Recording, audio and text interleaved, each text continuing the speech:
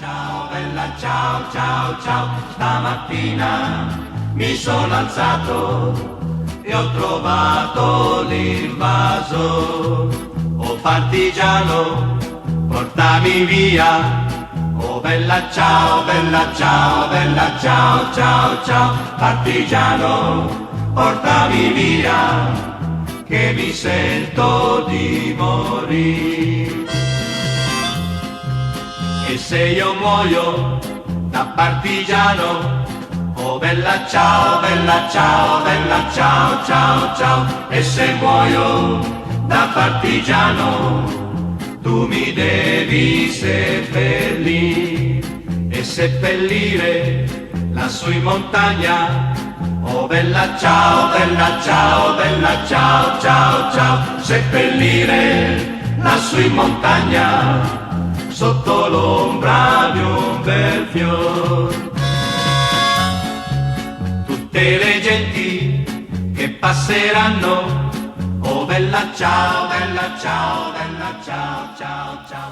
Voilà, c'est donc sous le motto de Jaurès, le courage c'est de chercher la vérité et de la dire, que j'accueille Marco Cappato, qui est une des figures marquantes du radicalisme italien et européen, ancien député européen.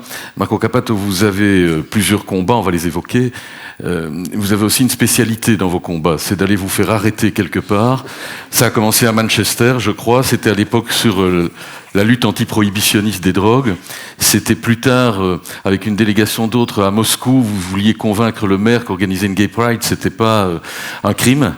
Vous êtes fait arrêter, dans les deux cas, vous voulez avoir une forme de tourisme des prisons. Et à chaque fois, ça vous permet évidemment, trêve de plaisanterie, d'attirer avec vous les médias qui sinon ne s'y intéresseraient probablement pas ou beaucoup moins.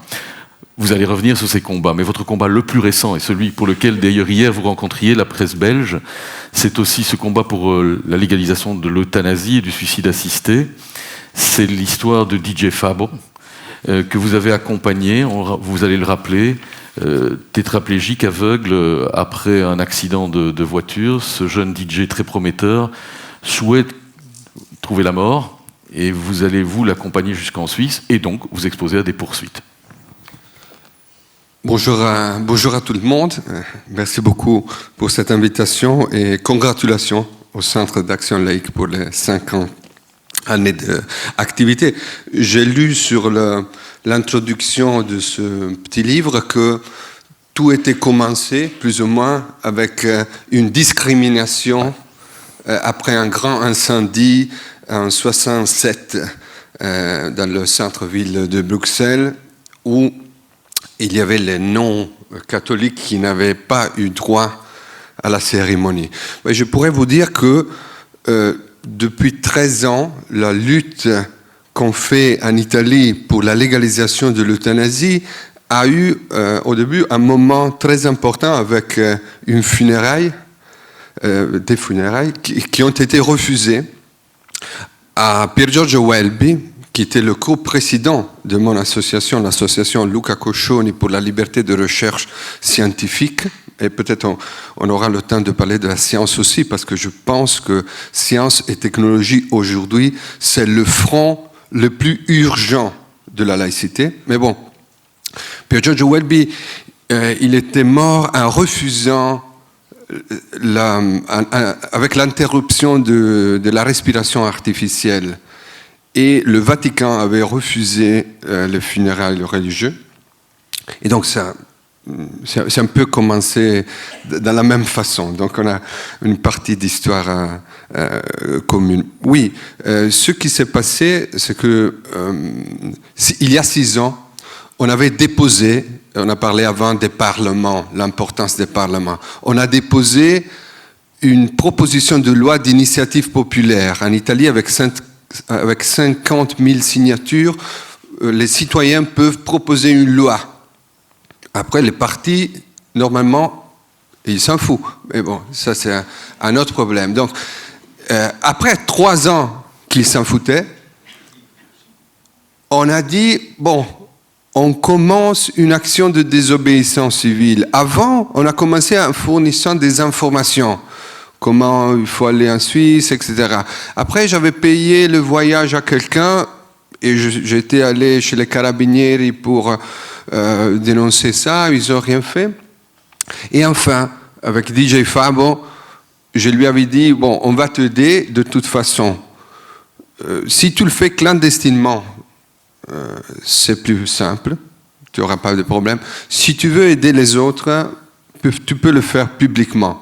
Lui, il était jeune, il était un DJ, il est très, très marrant et très courageux. Il a dit non, absolument. Il a tourné un message vidéo qu'il a envoyé au président de la République italienne. Bon, donc le cas est devenu public.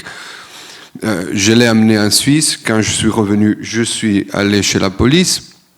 Mais là, le procès a commencé et on est arrivé à la Cour constitutionnelle. Bref, il y a 2 semaines, la Cour constitutionnelle a arrêté que, oui, dans certaines conditions très strictes, mais bon, c'est un pas en avant très important, le aide à mourir ne peut pas traiter comme un crime. La loi italienne de 1930, c'est pas un hasard, mais bon, de 1930,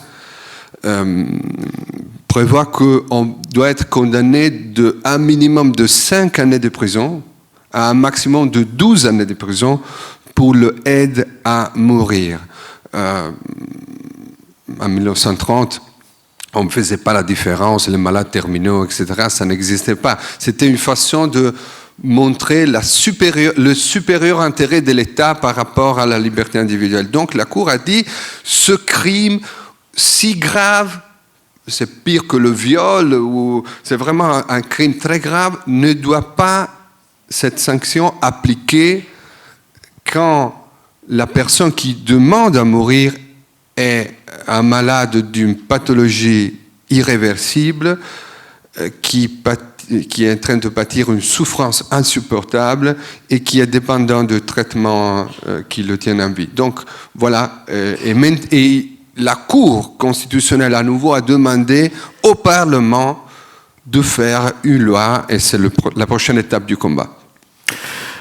Bravo pour ces avancées. Marco, je disais, je vous blaguais un peu, mais c'est vrai, c'est assez remarquable que pour qu'on s'y attarde un peu, vous utilisez l'arme médiatique et l'arme donc de ce qu'on peut appeler aussi la provocation pour pouvoir attirer le regard. Est-ce que vous croyez qu'aujourd'hui, de la manière où vous êtes allé vous faire arrêter à Moscou à la tête d'une gay pride ou à Manchester en son temps sur les affaires de lutte anti-prohibitionniste, est-ce que vous pensez qu'on doit passer par ces formes relativement violentes, malgré tout pour soi, pour que les médias et la société et les partis qui s'en foutent arrivent à l'agenda? Moi, je suis un militant de la démocratie et de la démocratie représentative. Je crois à la centralité des parlements. C'est exactement pour ça que quand les parlements ne sont pas en mesure de traiter des sujets aussi importants pour la société, c'est un double danger. Il y a le danger du problème en soi-même et le deuxième danger, c'est la crédibilité de l'institution démocratique. En Italie, le dernier sondage de SVG, c'est l'une des principales agences de sondage, c'est 89% d'Italiens qui sont d'accord avec la légalisation de l'euthanasie. 89!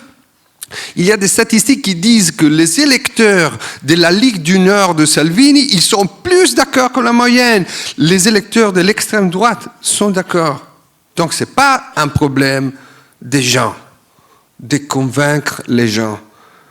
C'est un problème que vous y avez les chefs des partis n'ont pas l'intérêt à décider sur ce sujet parce que ce n'est pas utilisable comme marchandage politique, parce que la discipline de parti ne marche pas sur ce sujet-là. Donc, je pense que quand on est en face d'une liberté fondamentale, je pense que c'était un devoir moral d'aider Fabiano à mourir. Donc, c'est le premier pas pour pouvoir se permettre de franchir le pas de la désobéissance civile. Mais quand il y a un devoir moral, des lois fondamentales, des principes constitutionnels qui détermine la liberté des gens de choisir pour leur propre vie, alors je pense que ça peut être un moyen à activer avec une certaine gradualité. Parce que si on commence, ah oui, ok, je me fais arrêter comme ça, je pense que ça ne serait pas respectueux du dialogue qu'il faut avoir dans une société, dans les institutions et dans les médias. Mais si le politique continue à être sourd et à rien faire, alors je pense que la non-violence et la désobéissance civile, ça reste une arme à utiliser. C'est une arme politique parce que lorsque vous allez à Moscou, vous êtes eurodéputé, vous ne doutez de rien, vous allez jusqu'à y compris tenter de convaincre la Russie de Poutine que dans l'affaire des Pussy Riots, entre autres, la cause LGBTQI+, comme on dit maintenant, mais la cause gay pour faire court, est quelque chose qu'on peut rencontrer. Vous pensez vraiment que vous allez réussir à convaincre Poutine? Non. J'ai des ambitions, mais j'arrive pas aussi loin que ça. Mais quand même, je pense que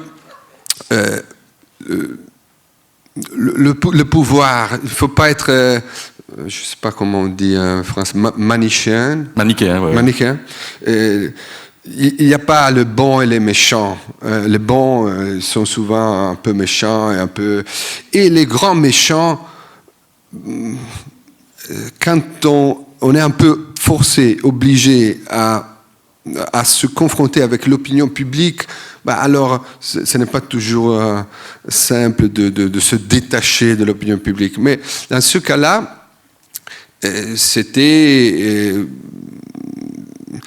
une démonstration d'activistes russes qui nous ont demandé de leur aider parce que il y avait une année, ils avaient été battus par les manifestants et les policiers. Donc ils ont dit, venez les parlementaires européens, comme ça ils ne vont pas nous battre.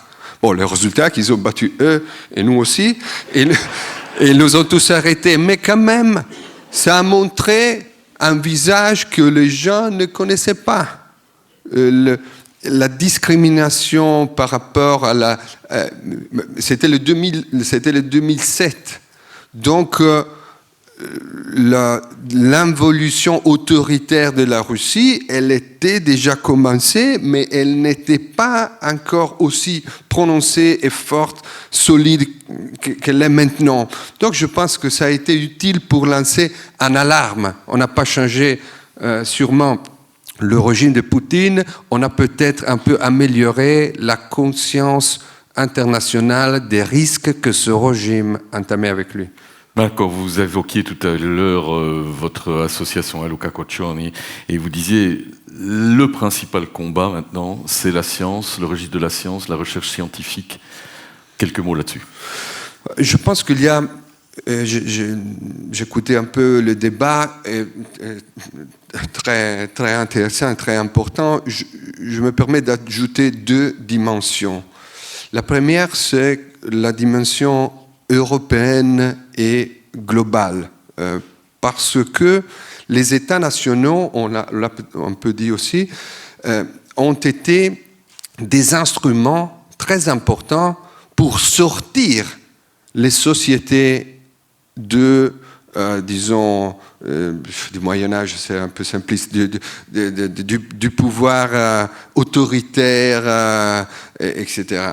Aujourd'hui, les États nationaux sont souvent des obstacles à l'exercice de la liberté individuelle et du respect de la démocratie et de l'état des droits. Donc, du moment que je suis aussi un militant politique, on est ici avec Annalisa Angeri, je suis en train de faire un peu un tour en Europe pour une initiative des citoyens européens pour l'état de droit, pour donner à l'Europe le pouvoir, vous trouvez le site formyrights.eu, le pouvoir d'intervenir quand les gouvernements sont en train de violer gravement et systématiquement l'état des droits et les droits de l'homme. C'est pas seulement la Pologne, c'est pas seulement l'Hongrie, c'est l'Italie, la France, la Belgique, peut-être pas de façon si systématique, mais la condition des prisons, la condition des migrants, la condition...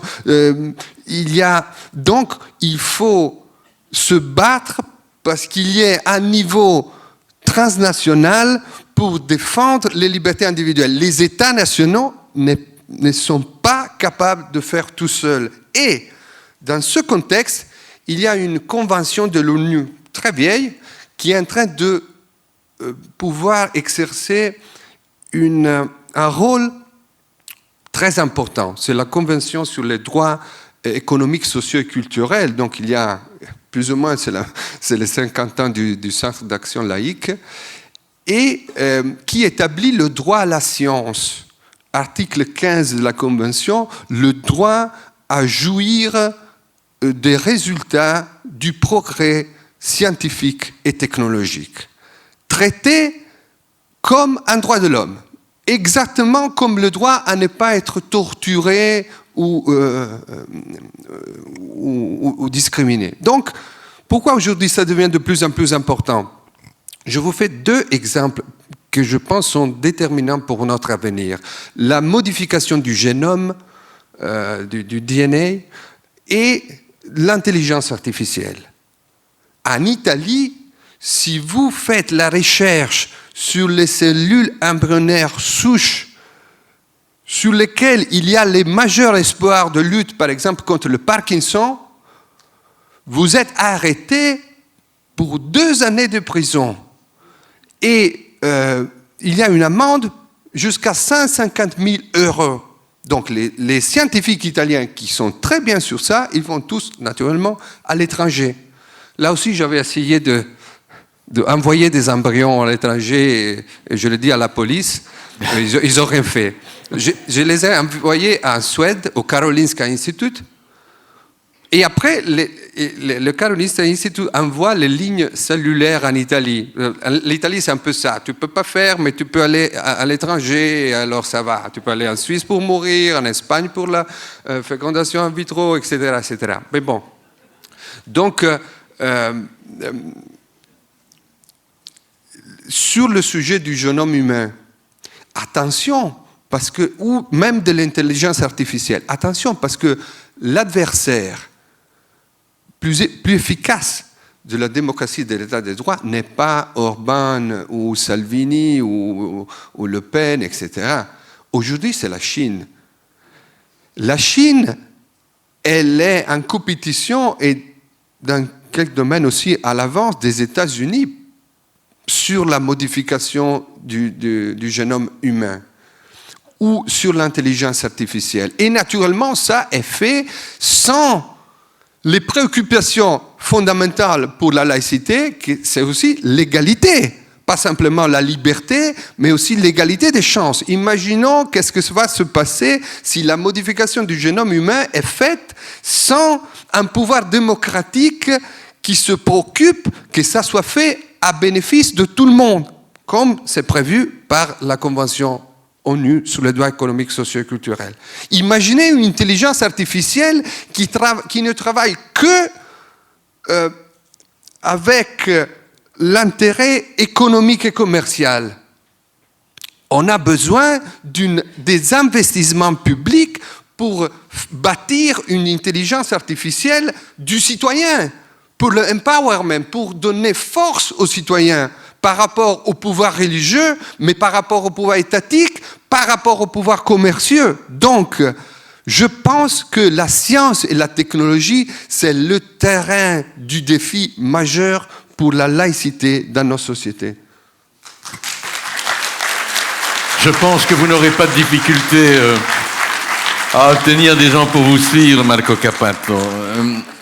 Est-ce qu'aujourd'hui, vous pensez que, avec ce qu'on évoquait tout à l'heure, du désaveu qu'un certain nombre de concitoyens ont par rapport à la représentation politique, mais aussi par rapport au fact-checking, par rapport à la vérité scientifique, qu'ils relativisent. Est-ce que vous pensez, au moment où les jeunes aussi, par les réseaux sociaux, adhèrent souvent au complotisme, est-ce que vous pensez que la citoyenneté, parce que c'est ça, ce forum pour les droits.eu, est-ce que vous pensez que la citoyenneté est en péril ?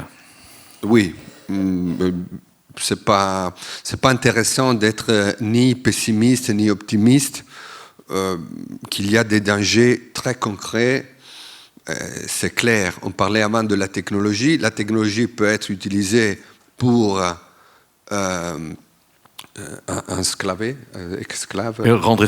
rendre esclaves les gens ou pour les libérer. C'est neutre en théorie, mais c'est très puissant. Donc, imaginez l'illusion que en jetant un bulletin dans l'urne tous les 5 ans, ou en Italie tous les 5 minutes, mais bon, tous les 5 ans, ça va résoudre le problème. C'est naïf, ça ne marche pas. Parce que de moins en moins, les partis politiques représentent la société. Il y a aussi du bon dans ça, dans le sens que la représentance politique, elle est de moins en moins une représentance de la totalité de l'individu. Une personne n'est plus que ouvrier ou entrepreneur, on est un peu tout ça ensemble. On est des consommateurs, on est des lecteurs, on est des... Donc, qu'il n'y ait plus ce genre de représentance rigide, c'est aussi une bonne chose.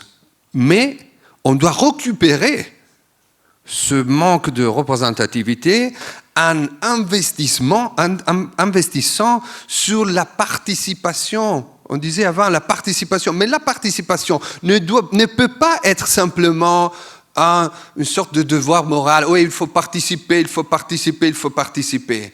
Parce que quand il y a des intérêts commerciaux, il y a beaucoup d'argent pour faire participer les gens. Moi, je peux faire tout avec je ne trouve plus, mais bon, j'espère que je l'ai pas perdu.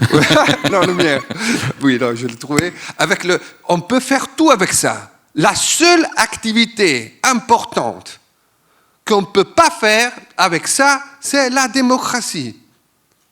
On n'est pas aidé. Pourquoi? Parce qu'il n'y a pas l'intérêt. Il n'y a pas l'intérêt commercial.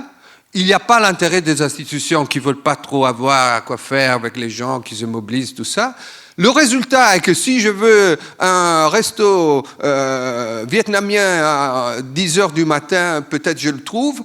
Mais si je veux essayer de me unir avec les gens de mon quartier parce qu'on n'est pas content pour comment c'est nettoyer le quartier, comment je vais faire? En Italie, tu dois aller prendre ton papier, il faut mettre un timbre, tu dois récolter des signatures, mais il faut le faire à la présence d'un officier public qui, naturellement, n'est jamais là, donc il faut le payer. Il faut le payer comme ça, en cachette. C'est pas possible. La démocratie, la participation, c'est une technologie, il faut investir. On ne peut pas se limiter à poser ça en tant que réflexion morale. Oui, il faut participer parce qu'on risque de convaincre ceux qui sont déjà convaincus. Et là, c'est le danger de notre démocratie. Forum for Rights, avec for comme 4, forumforrights.eu. For My Rights. For my rights.